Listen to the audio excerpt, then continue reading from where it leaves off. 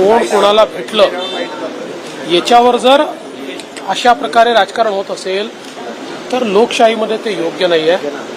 लोकशाहीमध्ये संवाद हा सुरू राहिला पाहिजे आणि सुरेश धस यांनी ज्या प्रकारे या संपूर्ण प्रकरणामध्ये खंबीर भूमिका घेतलेली आहे ती सर्वांनी बघितलेली आहे। पण ही खंबीर भूमिका घेत असताना त्या माध्यमातून संवादच तोडून टाकायचा अशा प्रकारचं करण्याची आवश्यकता नाहीये।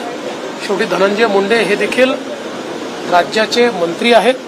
एखाद्या आमदार एखाद्या मंत्र्याला भेटला तर त्यांनी कुठलाही फरक पडत नाही।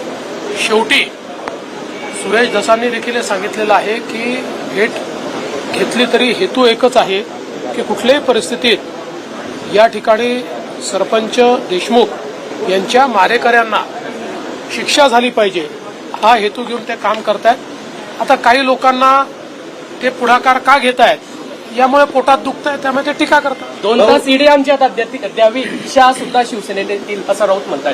अरे मूर्खांना मी उत्तर देत नाही, तुम्हाला माहिती आहे तर विचार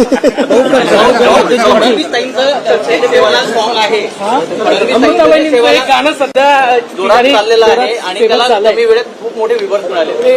अतिशय चांगलं सेवालाल महाराज जे आमच्या बंजारा समाजाचं दैवत आहे आणि आपल्याला कल्पना आहे की देशामध्ये सेवालाल महाराजांचं खूप मोठं कार्य आहे आणि त्यांच्या जयंतीच्या निमित्ताने एक मला असं वाटतं गाणं त्या ठिकाणी रिलीज झालेलं आहे। ते समाजातल्या सगळ्याच म्हणजे केवळ बंजारा समाज नाही सगळ्यांनाच ते आवडलेलं आहे।